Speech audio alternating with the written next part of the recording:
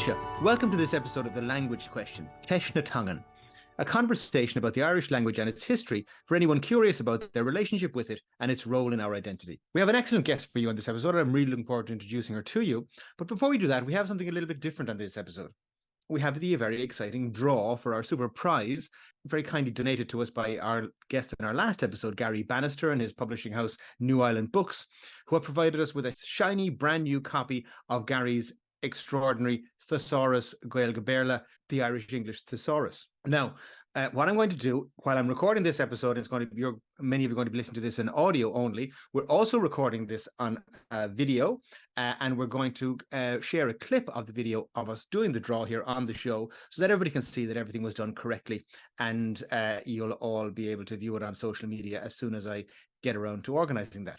So, okay, now hopefully you can see my screen, and we've got our Wheel of Fortune here in front of us. We have and I have actually asked somebody who knows far more about social media than I to go and make sure that they've pulled out all of the names of everybody who correctly followed the instructions to enter their names in the draw. And all of those names now have been extracted from our social media accounts and put into this wheelofnames.com prize draw picker. And I'm going to spin the wheel now, and we're going to get our, I'm going to find out who our lucky winner is. So let's see who that is.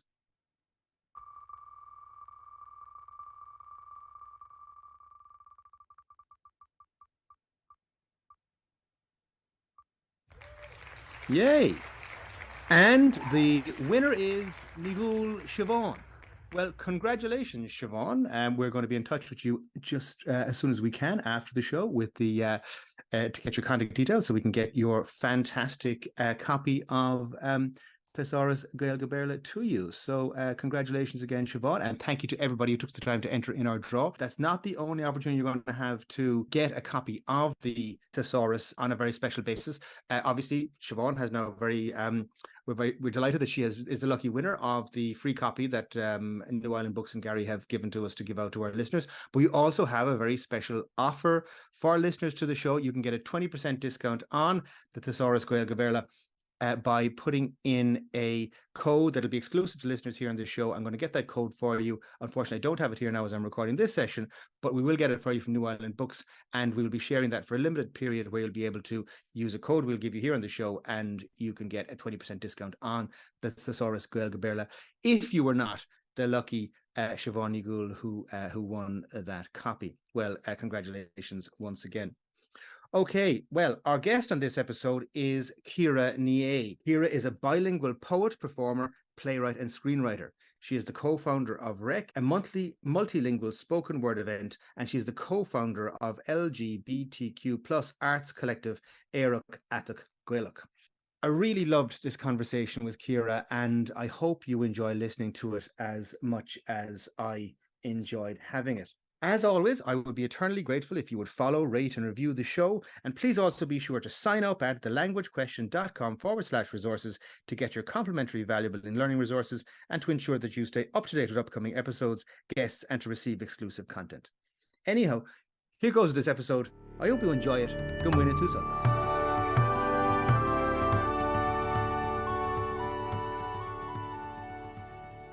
Ciara Ní É is a bilingual poet, performer, playwright, and screenwriter. She's the founder of REC, a monthly multilingual spoken word event, and co-founder of LGBTQ+ arts collection Éireach Atach Gaelach. Chosen as one of the Irish Examiner's 100 Women Changing Ireland in 2022 and an Irish Writer Centre ambassador. In 2023, she is artist in residence in UCD's School of Irish Celtic Studies and Folklore, previously with the Dublin Fringe Festival and DCU.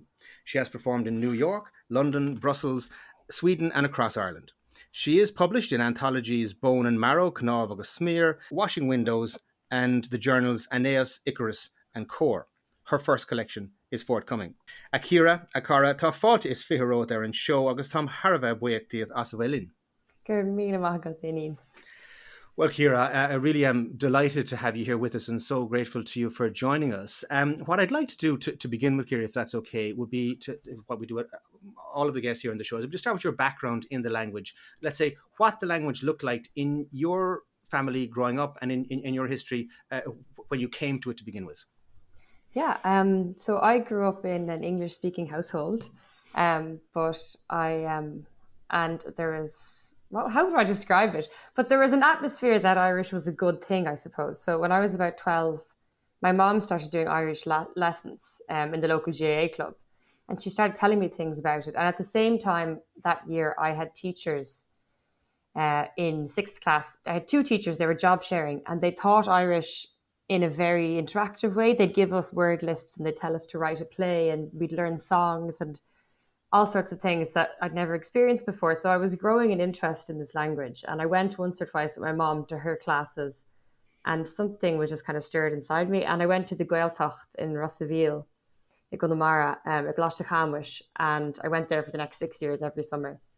And then when it came to sixth year, it was a bit of a strange one because both my sisters, I have two older sisters, both of them had done engineering, and I was a very mathematical and science kind of based person. But I did love writing and English.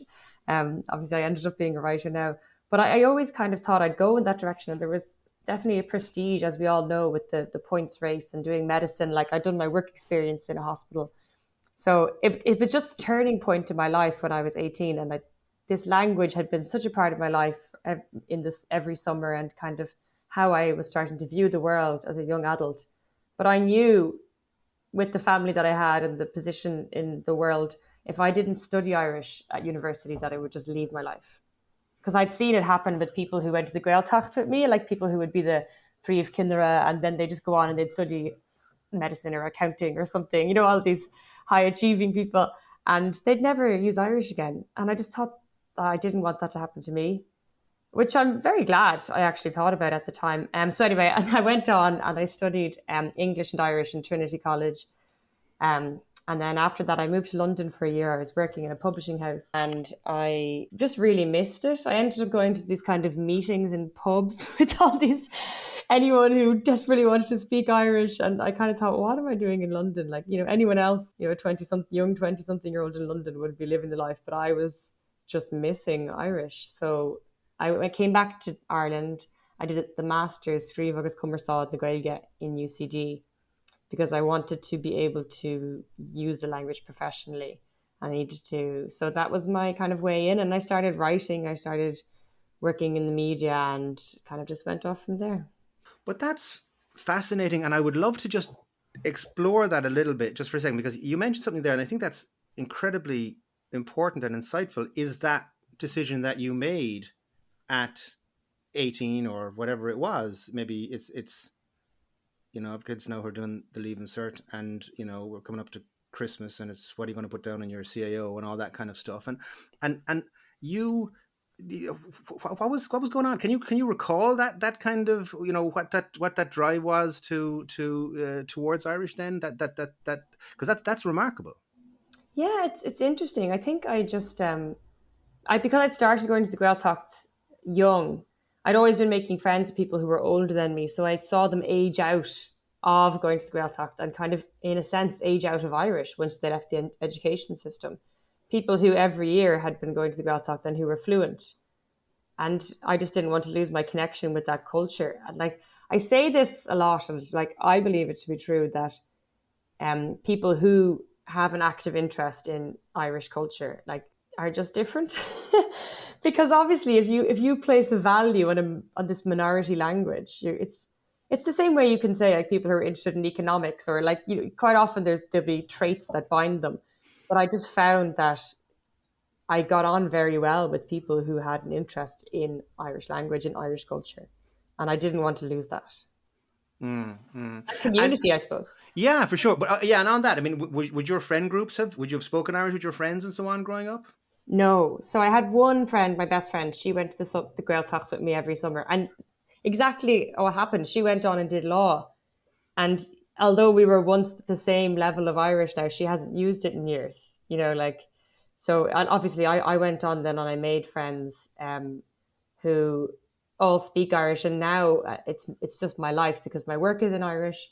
Like my partner speaks Irish, all my closest friends speak Irish, and we're all kind of very actively involved in in keeping Irish alive and creating Irish communities, Irish language communities.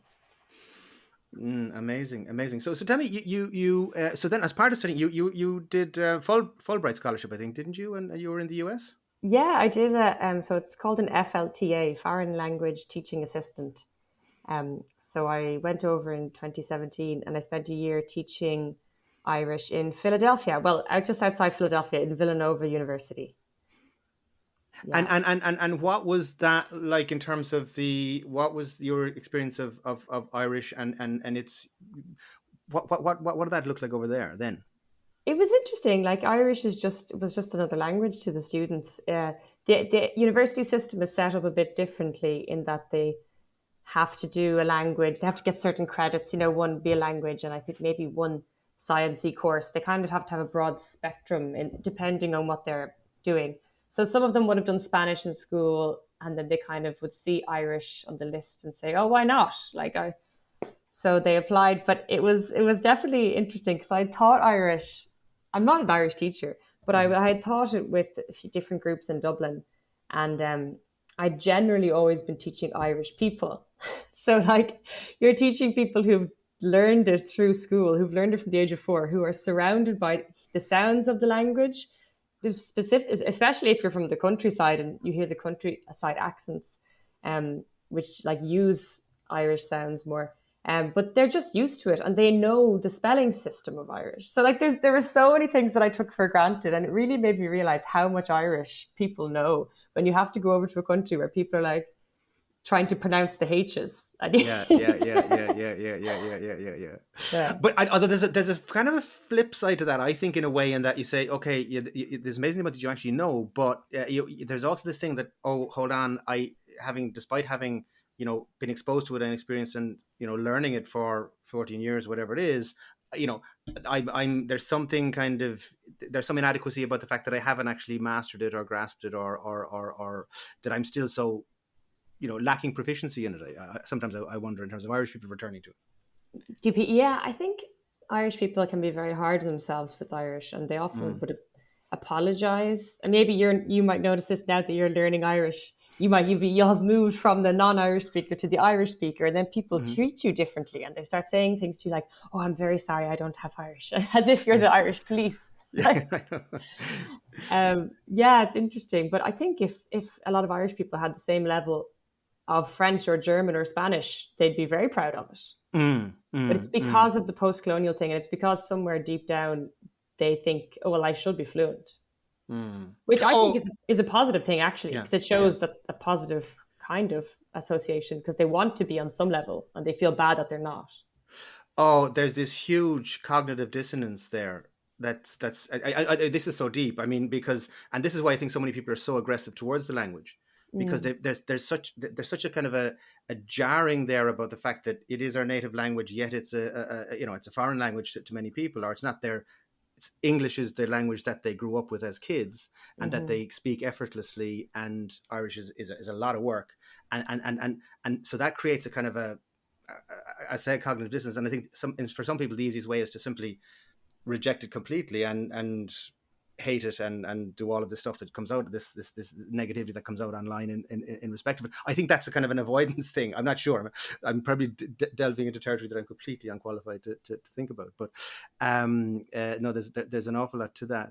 But Ciara, if you wouldn't mind to begin to run through things from a chronological point of view, and then you might just kind of broaden it out if that's okay with you. But Hmm. so just in terms of the Fulbright experience, then you came back, and I suppose I mentioned just before we started that actually this was a little bit like meeting a hero of mine, because when I was starting my return to the language, I did the Leaving Cert in 1990, got a C in Pass Irish, and struggled. Just did it purely because I had to get into the NUI, and then 30 years later went back and did it again in 2020, and there was a lot of work went into just trying to make that happen. But when I was at the beginning of that journey, going back, um, I couldn't understand Radin Gaeltacht. I would listen to Radin Gaeltacht in the car, but could understand about 10% of it, and would try to immerse myself as much as I could in Irish, but I simply didn't have the proficiencies to do so. And so, therefore, anything that was in English that, you know, gave me any kind of into the language was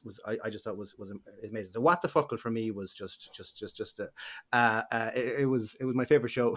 Thank But you. yeah, but so tell me, how did you kind of, how did that come about, and what was that, what was that, how did that part of your life kind of emerge? It's interesting, and I'm really glad that you enjoyed it and that it helped you on your journey, and that it helped you progress as well, which is exactly what it's for. Because I know there's a lot of content being made in English about Irish, and it sometimes it feels as though people are happy just to consume that, and I think that's like a separate category. That's a separate thing where people are just want to learn about Irish, but they don't actually want to learn Irish.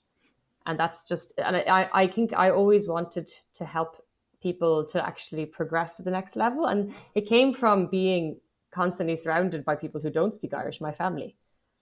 So as I was setting up this career and life through Irish, like they essentially can't understand what I'm doing. So they'd be constantly asking me, what's this and what's that? And explain this and what's that? And I'd be giving them these kind of abbreviated versions. I always wondered about this. What's a shaving? What? And I'd be telling them. And my sister said, like, I was trying to explain it to my friend because she asked me what you said and I couldn't remember. Like, would you ever just record it for me? And I said, oh, maybe. And I was really embarrassed about it at the start because, like, it seems impossible now because we all have cameras in our faces the whole time. Um, but I was really like, the idea of being a YouTuber was kind of cringe or something. Um, but I think I just really that was my aim, and I was also really aware that I was learning too, and I am still aware of that. Like you were talking about English being your first language and Irish being more difficult. Like, yeah, me too. Mm-hmm. That's never going to go away probably. Um, but it's yeah, so that's how I started doing the What the Fuckle videos. And at first, it was a really simple, commonly asked questions: where do Irish surnames come from? On these, what's a shavy, what's an uru, that kind of stuff. And then they started getting more complicated in what I was talking about. And that's how I ended up starting the podcast. You want to go chronologically, so maybe we'll. No, work away, knock yourself out. Well, I started talking to people about. You were saying actually about Radio na Gaeltacht and not understanding what people were saying, and I do remember listening to Radio na Gaeltacht and not even being able to tell which dialect was which. Like I remember that stage of my life, because not knowing what to look out for, not knowing the musicality of it, and I started talking. I have some videos talking to people about dialects in Irish, but then I started wondering why am I talking about these in English? Because some of the things were so technical. I just thought if someone's at this level, they probably have Irish at this stage. So and I was getting a chance to talk to some real experts. So people who've studied the language for years. So I started a podcast under the same umbrella of What the Fuckle, which is Os Gaeilge, and it's interviews of about an hour long, where I sit down with people and ask them about their opinions on kind of just like what makes good Gaeilge. And that's been really, really rewarding for me. No, it's a fantastic series, and I highly recommend it to anybody. I've been, they're wonderful shows, and you've just extraordinary guests on it. And again, it's a wonderful iteration to go from the What the Fuckle, the YouTube channel Asperla into the podcast Asquelga, and Lacuna of Day, Bather, O'Megan, big Bather, big.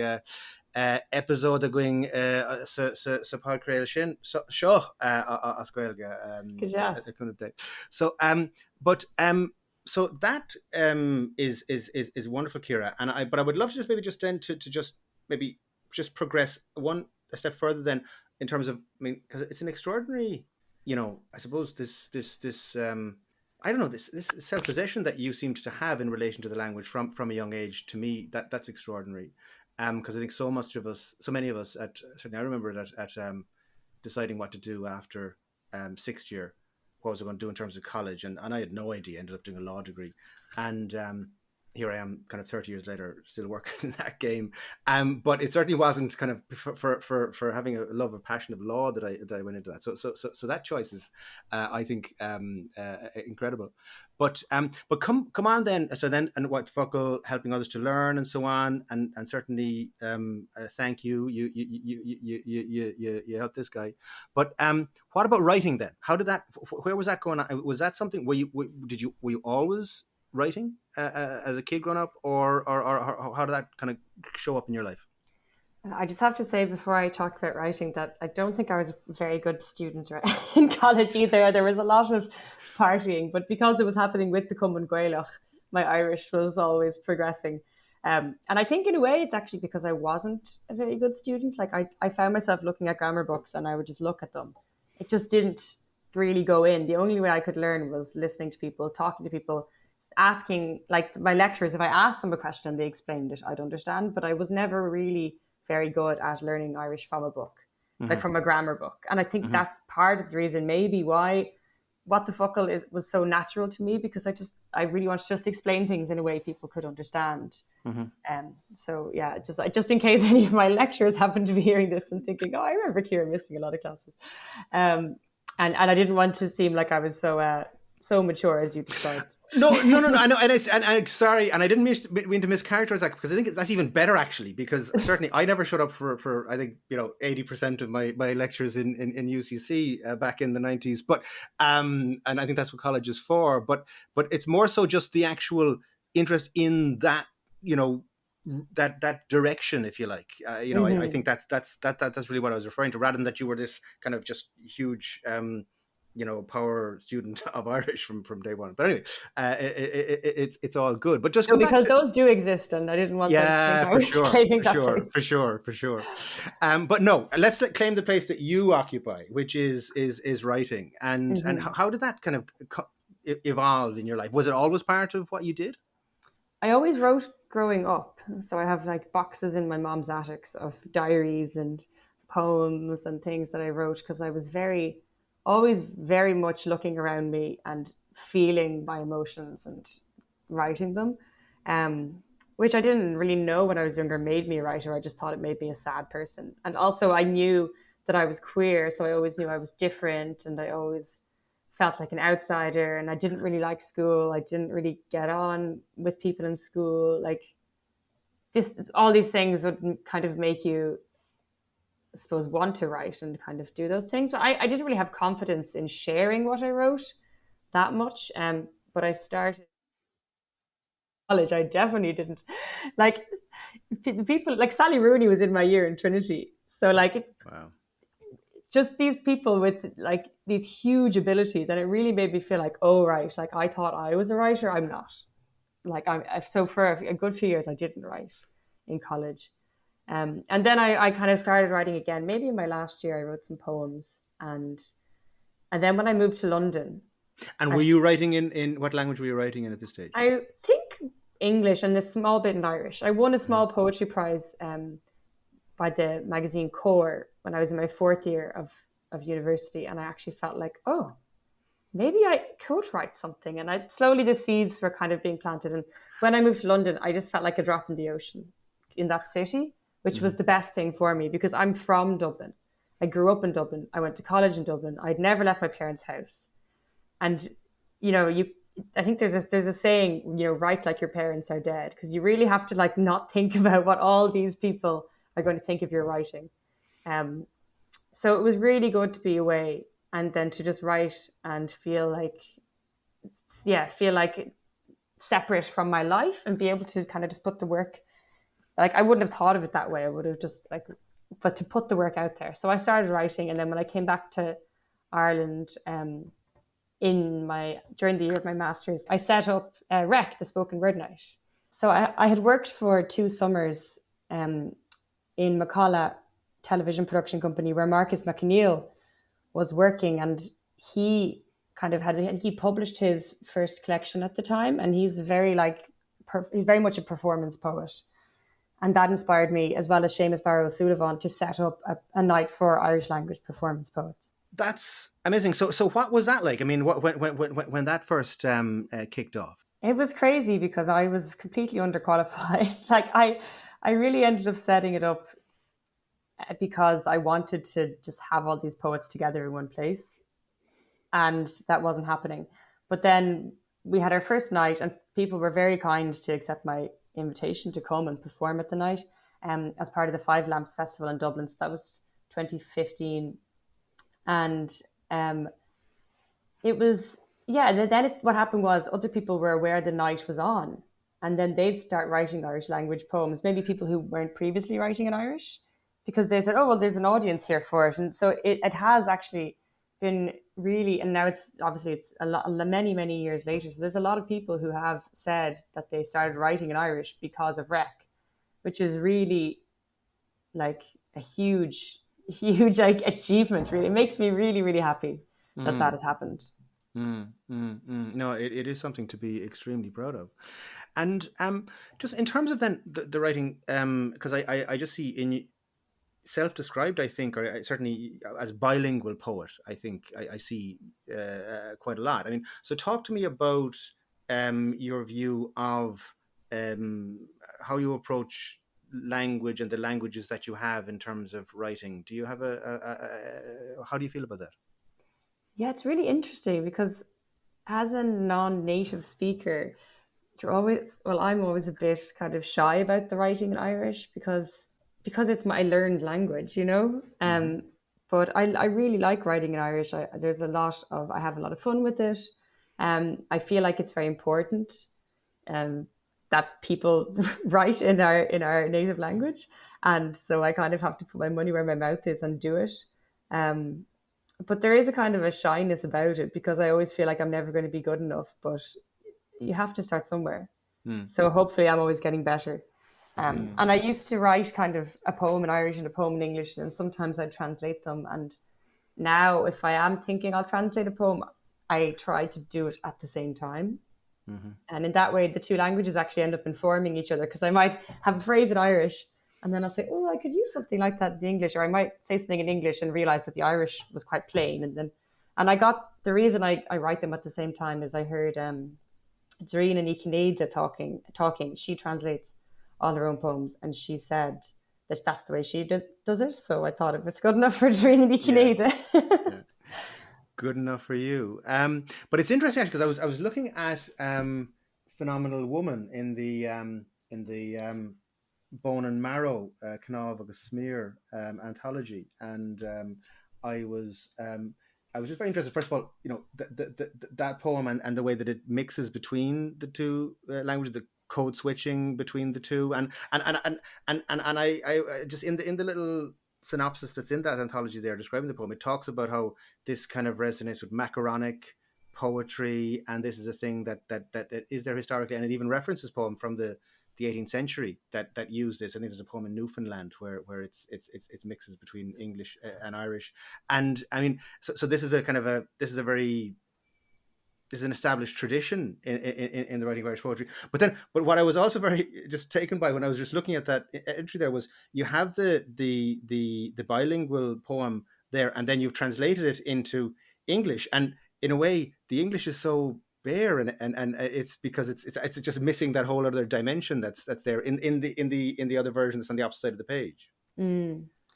Yeah, I don't know now. I have to go look at that version of English, but I think it's very much a literal translation. Yeah, because it's a lot of the things that are happening in the Irish that are fun, you can't Yeah. put them into the English. You can't translate like the play on words really very well. Well, I didn't manage to anyway. Well, no, I completely. But it's even. I was even just looking at lines. She's a hun, ag immer der the hun, and there's this obvious rhyme there between the two different Mm, things, and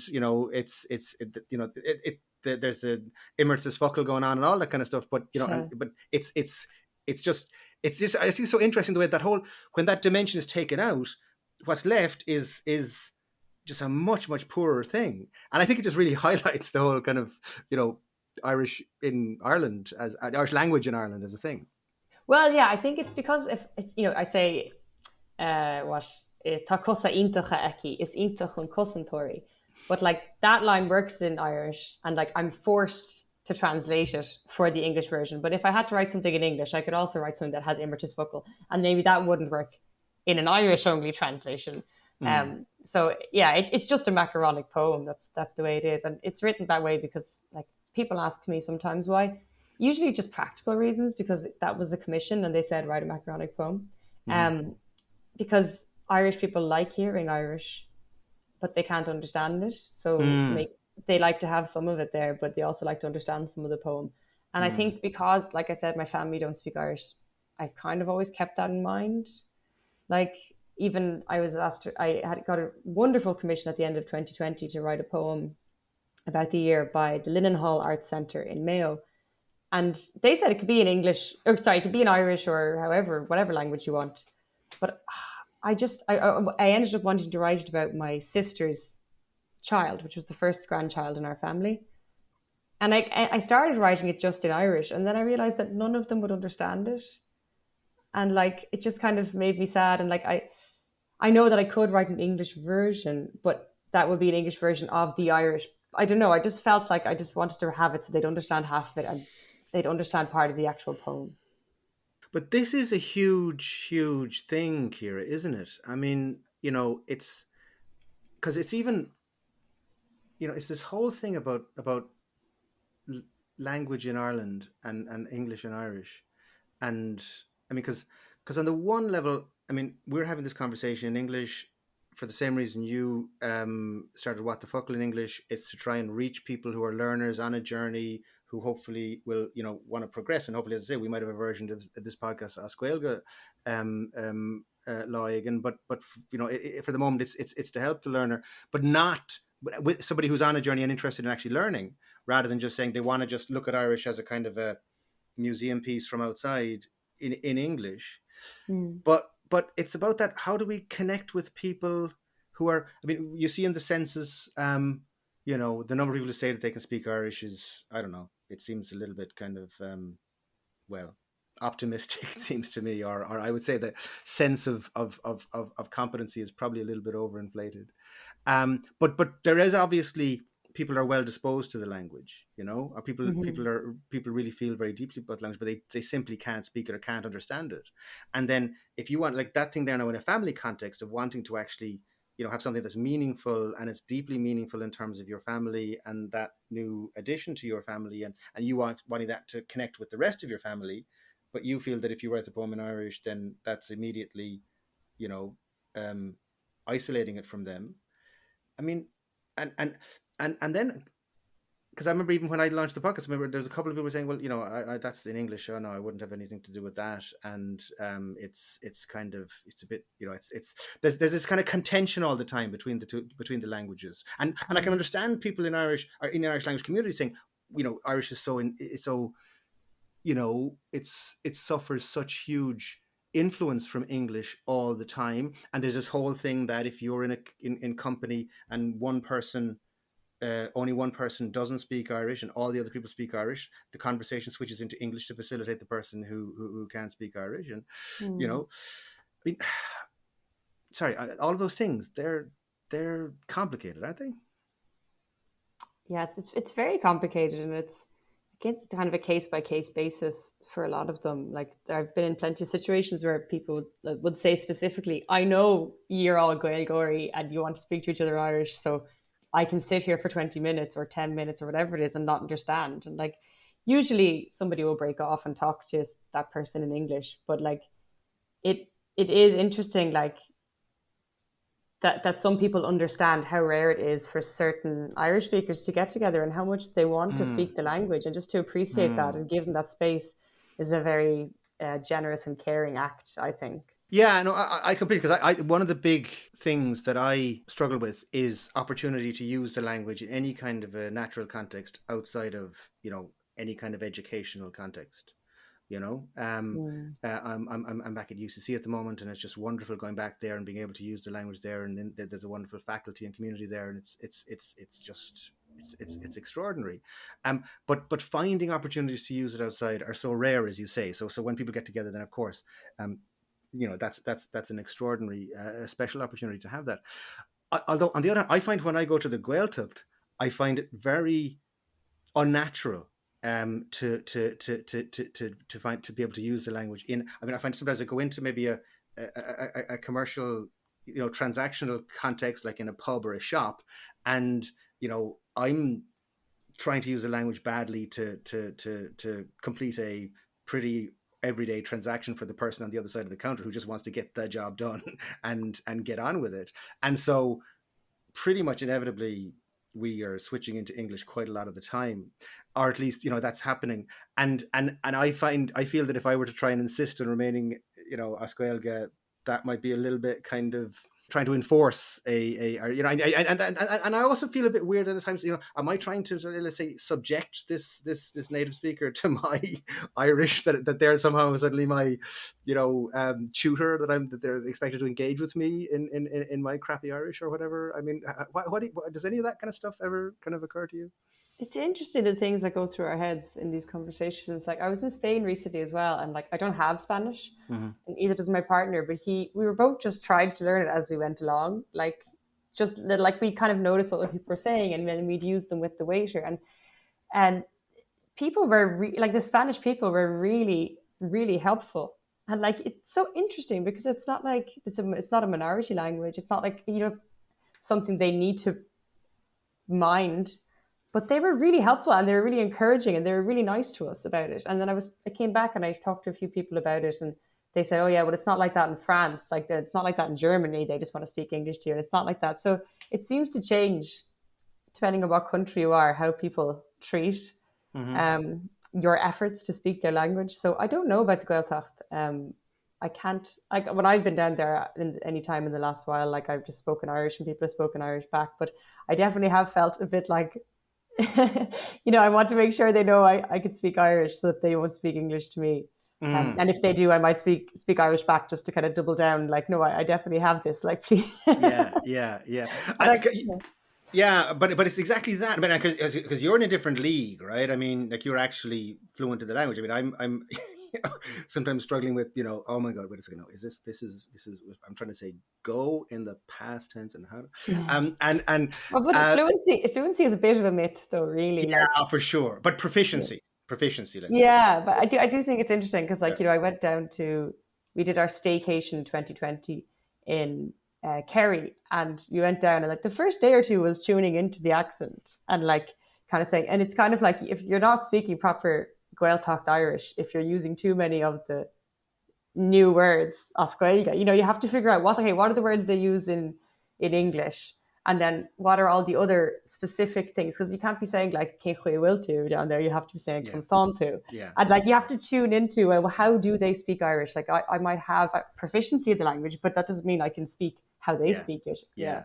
No, that's really cool, actually. Yeah, because you don't want to be showing up with all these Caidani words in the wrong milieu.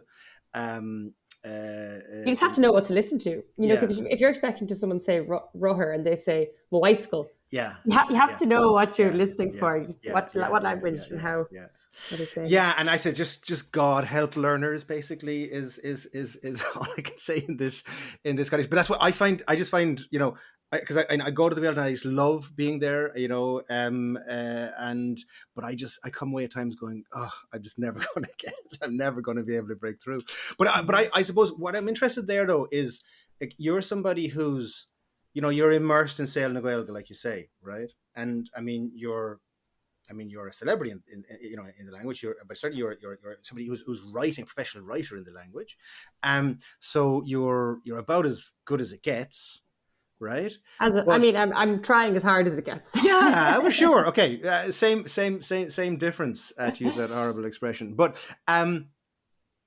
like, how do you still feel kind of outside when it comes to the Gaeltacht? I mean, how does that kind of, let's say, that whole, Gaeltacht, non-Gaeltacht, what does that feel like for you? Or does that make sense?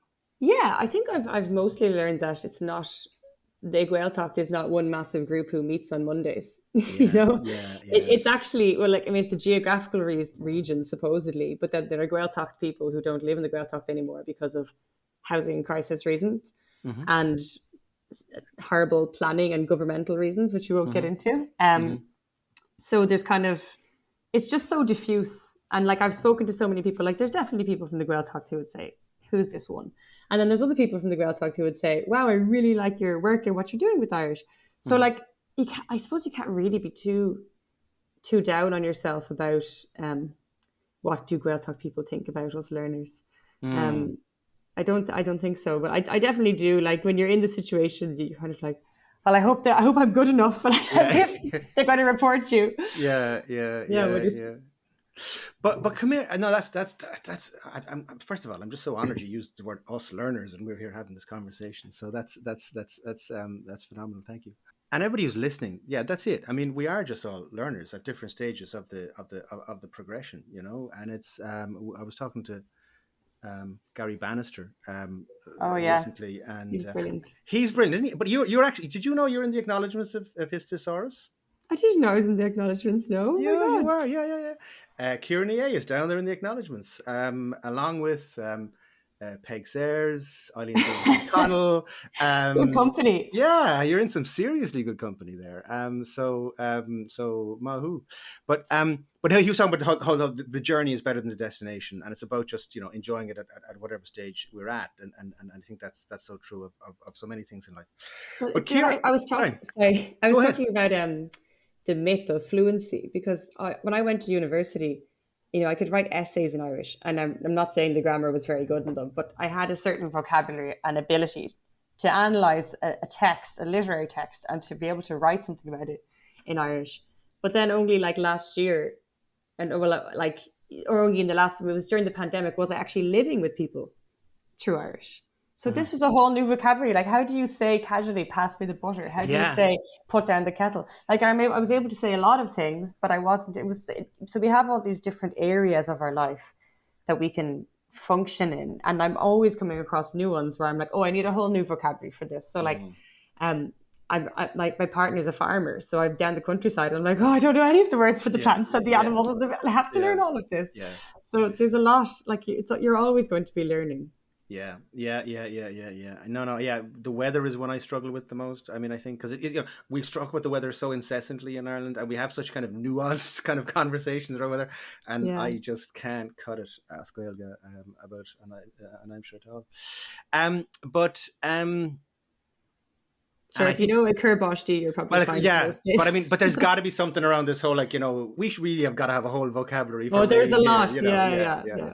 yeah. Ciara, what I'd like to pick up on in this context is something very specific in relation to your journey, is your name, because a video that really resonated with me was that video you did in 2020 about in What the Fuckle, about how you legally changed your name, and I mean that really resonated with me because my name growing up and still is Florence McCarthy, okay, or Flora McCarthy, and so the Irish version and is Fineen, well, Fineen McCorrick or Fineen Acora in Corcaguina. So when I started kind of learning Irish and returning to Irish, I said, okay, better find out how to write my name in Irish. And of course, Fineen to Florence is a complete like weird anglicization. Don't know how that happened. Would love to find out what on earth they were thinking. Who did this? Was this imposed, or was it the local lads thinking this would be a great name to change your name into, or what? How did that work? Because it's just Mm, that's. I mean, I don't know. But anyway, so I said, okay, so it's Fineen, Finghin. Now, I mean, if you were going to spell that in a way that anybody might be able to pronounce it, you might spell it Fin for the N, or mm, Fineen Asperla maybe.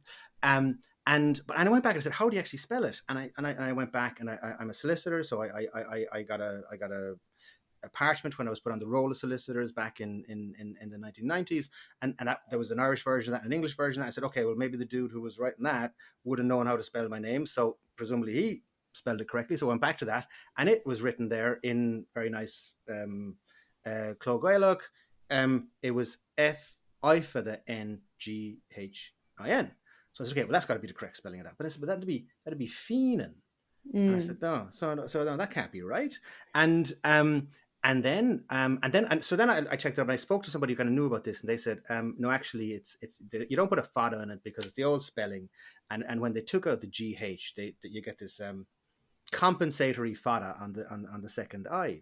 mm. Sheena fada kutuv or something like that, right? And so that's where the second fada goes. But then I would write to and I have in my email, I have an email address in Fineen McCorrick, and I would email people, and I was emailing, let's say I was trying to set up a course down in Corcaguina a while ago, and I was emailing, and the person who organized the course, a native speaker, and I'd sign off Finghin, and they'd go back saying, ineen, and they'd put the fada on the I as if I had forgotten to put it on. and this has happened to me with a number of like university professors and things like this, and who have put the fada on the first I. I'm sorry, now I'm going deep into a rabbit hole here, but this is because this is my own personal baggage. But so you changing your name was a huge. I was absolutely fascinated by this, and I'd love to. Would you mind just talking to us about this and what that meant for you? Yeah, definitely. It is interesting about your name, though, the anglicization. So was Finine, you were Florence by birth, yeah, but Yes. you're Oh, saying completely. originally the reason that name was used was from Finine. It was an anglicized name. It's the anglicization of Finin as a Mm, name. Or Finin is Florence. I mean, it's what it was is anglicized as. I don't know how on yeah. earth that ever happened, I but think they as make false connections between names. yeah, yeah, Like they have, like Anya isn't Anne, but they link that up, So yeah, I think they yeah. must have just said, oh, this starts with F. Yeah, oh, completely. But I mean, like Finin, Yeah. they just went because I mean, like Florence was just way out there, and it was always a male name. And in West Cork and Kerry, Florence is in McCarthy's and O'Sullivan's is a very common name. But Mm. there's a lot of weird shit going on with that. But I suppose, what I want to come back to is, I was thinking about what would it be like if you went whole hog and changed it, but you actually did that. So would you mind just Mm. telling us about your journey in terms of your name? Yeah, absolutely. So well, Ciara obviously is an Irish name, so that's fine. I Mm-hmm. didn't have to change my first name. My name was Ciara Heenahan growing up. Like, I just that's obviously not obviously, but it is my dad's name. Um, and when I started college, I did have this debate of like, will I change my name to Irish or not? Because obviously a lot of people were doing that in my course or had already done that, and I was learning all these amazing names, all these surnames, and like I'd always have to be like, what's that in English? And then I learned to stop saying that. And now if people ask me what's my name in English, I say, well, the original Irish is anglicized as. Or else I might say something like, against the will of my ancestors, it was changed to. Yeah. Just so they understand, depending on who it is and if they'll get the joke. But yeah, my passport came up for renewal, and I just couldn't use Heenahan because I hadn't used that name in my real life for a long time. So I'd been using Ní É, or actually Ní É, which I thought about changing my name to. I thought about changing my name to Ní É, and then I was just like, I'll just keep my family name to an extent. So and you only have to have 6 months of proof, because if you're changing it to the original Irish, if you're using the Irish version of your name, it's not seen like I just picked a name out of the phone book and decided to change my name. You actually are legally allowed to use either version of your name as much as you want. You don't have to stick to one. So that was fine. I just got 6 months of evidence. I think I had something from a bill, and I had, a few. And so it was easy enough to sort that out. So now my name is officially Ciara Ní É. But I actually have since then had a lot of thoughts, and at the time, it wasn't actually from the feminist perspective, but I have now kind of realized it's a pity that my name is just. Do you know what I always realize is that I was never that really. My name wasn't that important to me, and I just realized, like, of course it wasn't, because I grew up with a name that I knew would be temporary if I decided to get married to a man, which Mm-hmm. all of society was telling me I was going to do. So women are just kind of given these temporary names. You're always going to just give it up.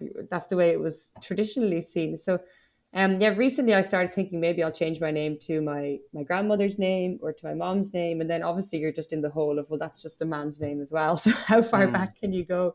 Mm. And really interestingly, I was doing an interview with Roisin Garvey, who's a lecturer in UL, I believe, and she said, or was it Mary? I always get mixed up. Sorry, but she asked me why I had Nie as my name, and was it something feminist? Because Nie, of course, translates as like not him. Mm. And at the time, I was just like, oh, actually, it's not. It's just a shortened version. But then in the last few weeks, as I've been searching for a name that I could change it to in good faith, I just was drawn back to that comment. And I realized, like, oh, well, I actually already have this name, which means not him. So I think I'm just going Mm. to keep that as my name and know that it's not a man's name, and just so that's a bit off topic. No, that's right on topic because that's so cool. But would you consider changing? Like, would you officially go from Ní Éanach on the passport to Ní É? I think I might do. I'll think about it. I've got a few Yeah, years now before the passport will be due up for yeah, renewal, yeah, so yeah, I'll yeah. be making a new YouTube video then. Yeah, you'll have to. No, because it's cool. And the reason I was because when I initially saw Ní É, I presumed it was a modern AODHA. response. Yeah, well, I saw it. Yes, and when I was looking at the anthology, the Canal of Spirit, they say it's Ní AODHA, Do or they? yeah, they do. I didn't know that. They do. I never got that book. It was very expensive. Yeah, it's Ciara Ní É in 2000, and writes as Ciara Ní É, and they say Ní É AODHA or Ciara Ní E Fada. Well, it is Kiri Father. Yeah. So that's interesting. So, but when I saw Ní É, I was wondering, was it a modern version of the spelling of something like like NASA Ní É, who wrote a Tóric Diarma's Grana. So that's the spelling is SHE for the AGHDHA, and it's Ní É. And I often wondered, was it just a modernization of that spelling? But obviously it's an abbreviation of Éanach, so that answers that question. But that was where I was coming from with Fionn, because I was going, oh my God, it's I don't even know how to spell. I don't even know if I'm spelling it correctly, and and you just feel like such an idiot. Because going out with you, like, I got my name spelled incorrectly, or I didn't kind of take the care to actually figure that out properly, and then you have people kind of saying, subtly saying, actually, you should be spelling it this way. But where I wanted to come to with it, Ciara, I think, was one of the things I've wondered about is, if you did change it, how much hassle would that be? Because as I'm Florence McCarthy is my name in English. That's the name I've had all my life. That's what my whole family call me. That's what my kids call me. But more important, but not more importantly, but more practically, my bank account is in that name. I have a business, and the bank account of my business is in that name. If I were to change any of those things on my passport, I couldn't imagine how much kind of grief that would entail in terms of the bureaucracy and so on. How has that worked out? The bureaucracy. Yeah. It wasn't that bad, because I had it in a lot of places already. So I had to go to the bank and change it, and that was fine. The one thing is, now I officially have fadas in my name. So, but I'd already kind of been dealing with that, because like I said, I had it in other places. So I do, I might go to a place and be like, oh, can I get my ticket? And then it's under like, some bizarre section because the system has messed it up because the fadas and that kind of stuff. Mm-hmm. But apart from that, it hasn't been too painful. There has been a few times where I go somewhere and I'm like, okay, I'm Ciara. Is it under N for Ní É? Is it under E? Or is it under H for Heenahan? Because there might be, but it's a small price to pay. Yeah, for sure. Yeah, I had a funny one recently. Myself and my wife we're going to a hotel for the weekend, and I had I dropped her off and I was going to park the car, and I said, look, just get checked in and we'll go and get something to drink or whatever it was, and I'll get part of the car. And then I came back and she was still stuck at the desk. But I have my Gmail is in FionNMcCorrick@gmail.com, and I had booked it as Fionn McCorrick, and I hadn't told her. So she's at the desk going, there's this Florence McCarthy, he's got to be there somewhere, Florence McCarthy. And the chap behind the desk was Italian or something, and it didn't work.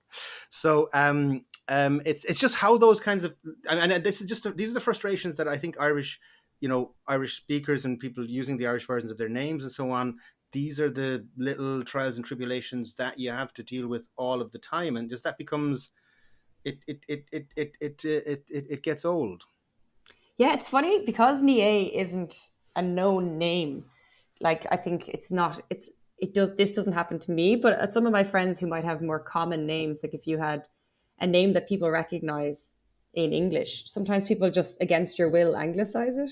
Mm-hmm. So they'd be looking for the booking, and you'd be like, oh, my name was O'Brien, and they'll be like, oh, I found it, Brennan. Yeah, and it's just like, why did you go to the trouble of changing it? Yeah.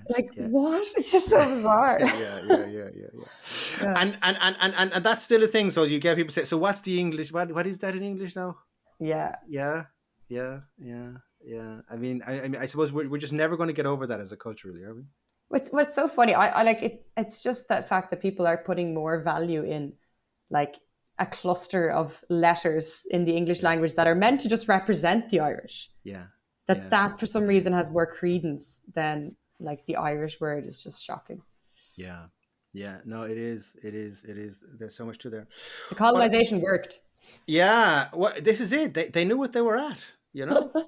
They really did. And they were at that from the beginning, by the way. When you go back and then these people had this thought through.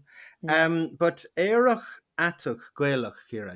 We might just come into that topic, and I know because one of the recently I just saw there was a play at the Dublin Film Festival, Grinder, Cider, August, and Share. Share. Just now, so this is just because I suppose what I've known you for would have been poetry. Just I'd love to talk about the playwriting and the play and that aspect of life and the interaction of those two things. Because I suppose Irish, a lot of the things that are perceived about Irish would be very traditional and very certainly the language is so kind of rooted in there's a lot of the religious context in terms of the way the language is spoken, the very traditional Catholic kind of historically in terms of the way the language evolved, and how do would you mind just talking to us about that and how that interacts in your life? Yeah, so Éireach Atach Gaeltacht is a queer arts collective set up by myself and Owen McAvoy. So we're the co-directors and co-founders of the group. And we set it up in 2020. And the reason was we'd been running broad, like pride events for a few years beforehand. And we'd been quite involved just in the Irish language community and kind of informally had ended up getting to know a lot of people who were queer and a lot of people who are artists, because Owen and I are both artists, both writers, and Owen draws as well. And we were like, wow, there's a lot of people who are queer and who are artists and who have Irish. Like, imagine if we could kind of gather them together and not even. So, an arts collective really just means that we're all members of the group kind of loosely. And then if one of us was making something, they might say, hey, is anyone available to do the music? And if somebody has time, and if so, it's all very loose. Like, it's not like anybody is bound to it. So at the start, we met a lot of people, kind of new people that we didn't know, which was amazing. And now we have over 90 members in Ireland and internationally. And so some of the members would just be members in name and haven't been involved in any productions, but it's been so buoying to know that there's so many of us who all fit under these categories and have, I suppose, shared interests. And just last week or the week before, we won the best entertainment group at the galas. So that's like the national LGBT awards. So that was incredible. And then Broad na Gaeltacht won the best event. And people were really stressing when they heard that we won. They were like, so this wasn't in like the Irish language category. This is just, and I was like, yeah, we actually were just in our own, we're still even against English language. Yeah. Because there is a tendency, obviously, to kind of ghettoize Irish. It's like, it's like all to put them all kind of in one category, even though they have nothing to do with one another. Yeah. So that was incredible, and that's the group. So I started writing kind of different things then in partnership with Owen, which was incredible. And it's a very different experience as well to be writing with someone as opposed to the kind of lonely figure at the desk. And we did a production in the Dublin Fringe Festival, which was an immersive audio walkthrough piece. So you walked through these like 7 different sets that told you the story of one of our members, who was a man. At the time, he was 57.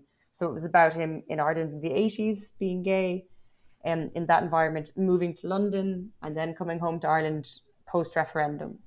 And on that, we were working with people to make the music, to make the set. It was a huge, huge step for us. And we did, as you said, Grinder, Cider and Share in the Galway Arts Festival this year. So we were on stage as actors. So we're always growing and we're always trying new things. And it's really just a needs must kind of thing. Like, we wrote the play and now it's going to be on and we better be in it. And it's amazing to get these opportunities to grow and to try new things and to show audiences. But you did say about Hey, you asked me a question about Gaeltacht Gaelic, and I can talk for hours. But you did mention about Irish being associated with old fashionedness, maybe, and kind of with religion. Um, but it's important to remember that being queer is very old fashioned Hmm. because queerness has existed since the first human. Hmm. Um, and it's very Gaelach to be Mm. queer. If you look at our mythology, there's a lot of people who are queer. I Hmm. don't like, and I don't know about mythology. I really want to look into it more. I don't know enough about it because I know, things were rewritten and things were overlooked during Hmm. times when people didn't appreciate that aspect of our mythology. Hmm. But when the English came here, they thought we were very uncivilized because women had so much of a say in society. So we have to remember how much we changed under colonization. And I'm really on a journey learning that at the moment and trying to unravel all these assumptions that we have about what it means to be Irish and what it means to be Gaelach. Mm. Yeah, I've been thinking a lot recently about how, like, the first colonization, well, there were a lot of phases, but the first colonization was probably a patrician one.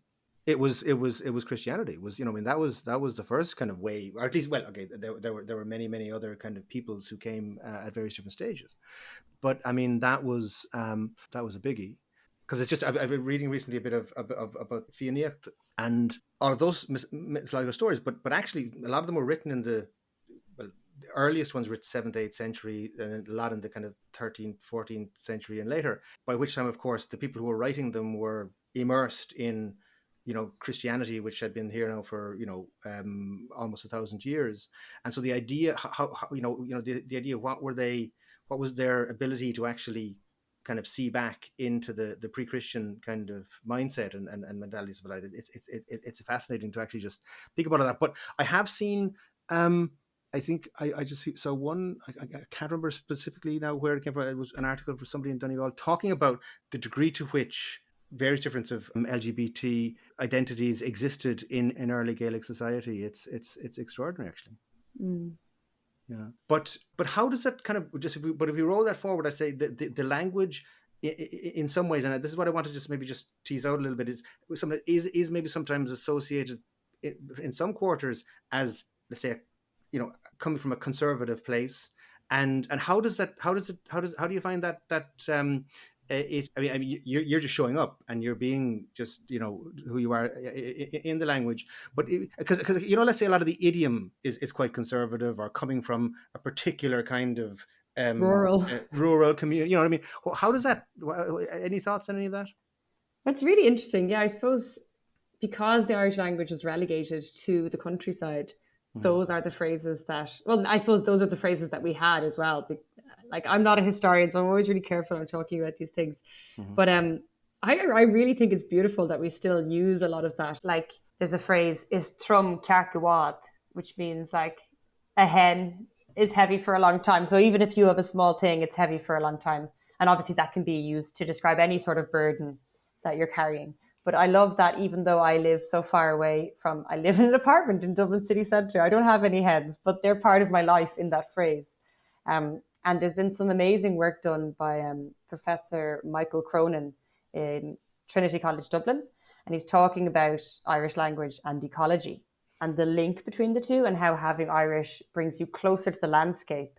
And being like closer to the landscape is better for the environment. So actually learning Irish is a step that we can all take to be more environmentally conscious, which is his work is incredible. So I won't do it justice. But in terms of Grinder, Cider, and Share, we just really wanted to write a play. Like, it was our the reason we wrote this play the way we did. It's three different characters on a night out in a queer bar. And we wanted to make the characters different, have different experiences. We just wanted to have more, because our first piece for Gaeltacht Gaelach centered on one man, and we wanted to have more voices in the next piece. And they're in a queer bar, and it's set in modern day Ireland, so there are everything you would see in a queer bar. And there's no censorship, and there's no idea of like, you were talking about Irish being old fashioned. It's certainly not in this play. And we just wrote what we thought would be correct for the story. And it was only really a month after we'd been on for like a week in the York stage that I was just kind of walking one day and it kind of hit me like, wow, that must have been quite shocking for some people. Because you don't realize that when you write and you're practicing it every day. But yeah, they might have been shocked about what was happening in that toilet cubicle. Um, but I think that's really important to show people that Irish, like this, that's the reality for people. Irish is a living language. Oh, it's wonderful. It's wonderful, and because it just adds so much to the richness and the relevance of the language. I think in modern Ireland, and that's fascinating, Ciara. Thank you for sharing it. Ciara, as we come towards the end of the session, we uh, as we wrap up, there are two questions that I always kind of put to all of the guests that we have here. And the first one I'd like to just get your take on is just, I feel like, kind of the state of the language type of thing, and what your feelings are for the future of the language. I mean, it's something you've devoted your life to, and that's something that you've done, from an extraordinarily young age, to my mind. Whether or not you were kind of pounding the books back in Trinity back in the day, you went on the path, and you're still on it, and you're living your life through it, and it's a hugely important and meaningful thing for you. and Mm, and so I suppose that's, the journey you're on, and we're doing that now in the context of, let's say, we're hearing, on the one hand, we spoke about the Gaeltacht, and we're not, neither of us are really able to get into, the Gaeltacht, as non-Gaeltacht dwellers, but we do hear about the crisis that's in the Gaeltacht, and the fact that, and I suppose we have to acknowledge the fact that the Gaeltacht is the source, on Inche, it's where it's coming from, on Tubber.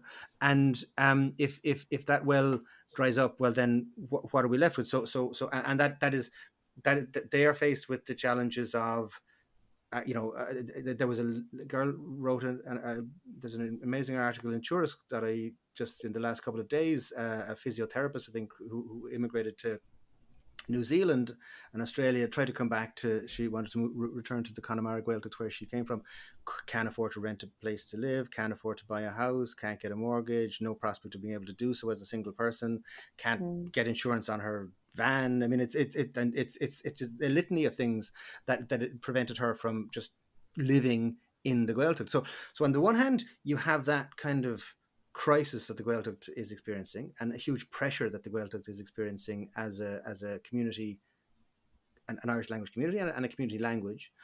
On the other hand, you have this explosion of the language internationally, online. You have the massive development of the language as an EU official language, and all of all of the things that flow from that in terms of the status of the language and the modernizing influences of the language.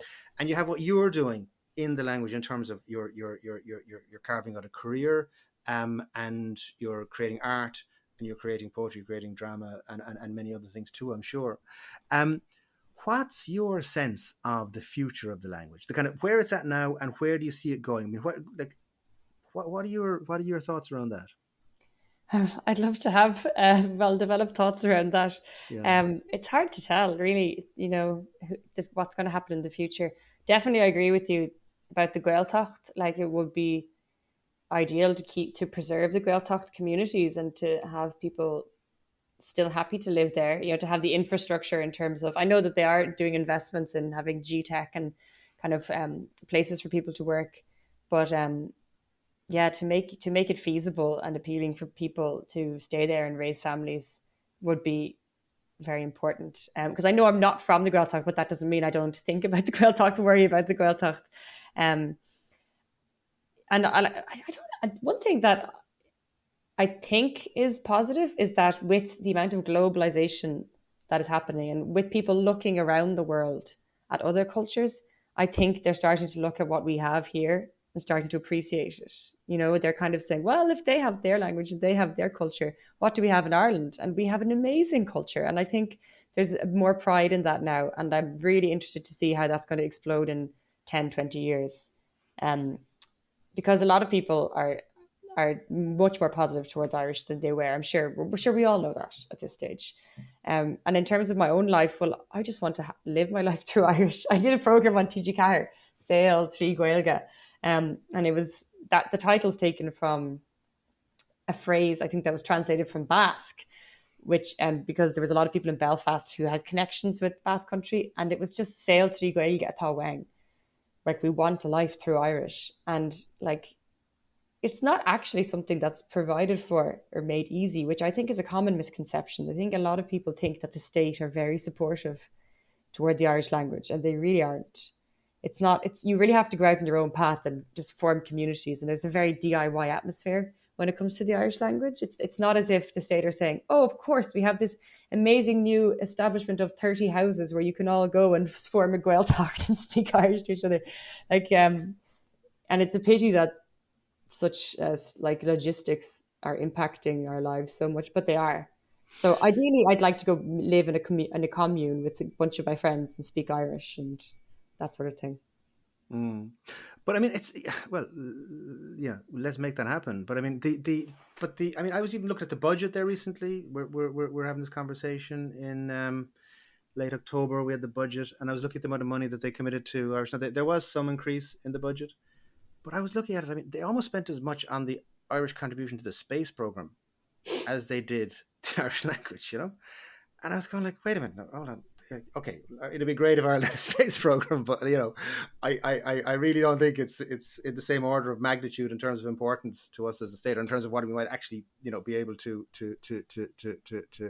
have an impact on.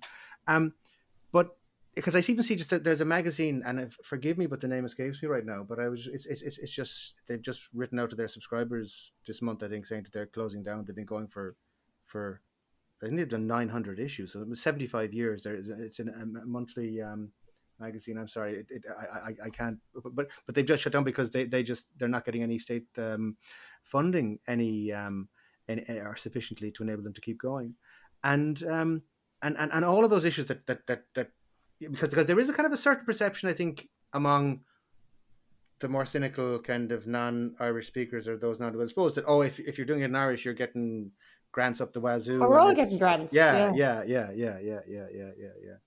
No, unfortunately, it's not like that. And even like and we're talking a lot about practical things here, because that's what it comes down to. Like, if I go into, I don't know, get some government form or my driver's license or apply for something, I'm going to have to face someone behind the desk who doesn't speak Irish. And if I want to get the service in Irish, they're going to roll their eyes and say, "Oh, well, the person who speaks Irish is only here on Tuesdays between 10 and 11. So can you come back then?" And like, it can, and it's just can't, life can be difficult if you want to live your life through Irish. And then people will say, "Well, just do it in English." But then at the end of the year, the figures will say nobody wanted the service in Irish. So there's a reason why we want these services in Irish. It's to ensure that we will have those in services in the future. And completely. But I mean, how do you feel? I mean, do you feel? I mean, are you hopeful? Are you? What's your sense of it? I mean, do you feel? I mean, positive about the future of the language? Well, I might be entirely deluded, but I'm very positive about the future of the language. But I mean, I'm surrounded by people who speak Irish and who want to speak Irish and who want to raise their families through the language and create art in the language and just do everything through Irish. And a lot of them are succeeding. So I'm very positive about it. Yeah. And do you see that? Is that a growing community? I don't know. It's hard to know, really, if I'm just surrounded by these people or if there are more people like that. Like I said, there are more people now sending their kids to Gael Scoilna. So there's going to be a whole generation of fluent speakers coming out on the other end. But whether or not, like we talked about the education system, whether or not they use that when they leave the education system is another question. No, that is a very interesting point, and the fact that you saw that at that age is extraordinary. Finally, Ciara, what I would like to ask you about is something that is huge for me in terms of understanding other people's take on this. But it's there's a huge amount of effort required in this. First of all, your effort in and you said it isn't easy for you. English is your native language, or the one that you learned first, let's say, grew up in. So Irish is always an effort, and it was always an effort for you to go and to take the steps you did to get to where you are now. And as you say, you are continually facing when you try to insist on the language, the service through Irish, that's a struggle, and it would be much easier just to let's just go to English here, and it'll be easier. So all of those things said, what is your Irish language? Why do you do all that you do through and for the language, and what motivates you in doing that? I just believe in the language, and I think it's existed for so long, um, and I want to be part of that chain, and I am. It's very Completely. simple. I wish I could say something more complicated, but really that's it. And it's sometimes for people who learn Irish as a subject in school, it's just incredible for them that anyone could have more than that. But it's like the language in which my life is unfolding. So yeah, I'm very um yeah, I can't really put. I wish for a writer I should really be able to say something more than that. But it's like asking someone who speaks English, I suppose, like why is English important to them? But they wouldn't say it's important to them, so it's different as well. Um, Completely. And I think, yeah, completely. And it's a yeah, because I suppose it's like asking a fish why is water important to them. Um, but but talk to me though there just for a second, if you don't mind, about that chain, you being part of the chain, because I think mm. that for me is a huge thing. And that sense of, I mean, do you feel a connection with the with ancestors, or people who've gone before you in terms of the use of the language? Yes, definitely. And it's interesting because my like I'm a dub, but like not for many generations. So like my dad's from Mayo on one side, and his dad was a teacher and had Irish, and then my granddad on the other side is from the Gaeltacht, Ivráthach in Kerry, and he didn't speak Irish, but he was probably like the first generation who didn't, you know. So I feel like it's a great act of vengeance to be able to live my life for Irish, through Irish, for all of the people who were subjugated to years and years of colonization and being denied their rights, being denied who they are. And I think it's just like it feels brilliant that my life is being lived through Irish. That's wonderful. Mm. I'm so just delighted for you, and happy to hear it.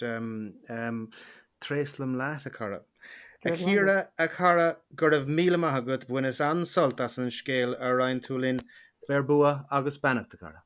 Gur míle maith agat é Níl.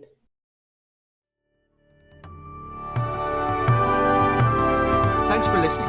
Gur raibh míle maith as a bheith éisteacht. I hope you enjoyed this episode. I would really appreciate your feedback and would be eternally grateful if you would follow, rate, and review the show.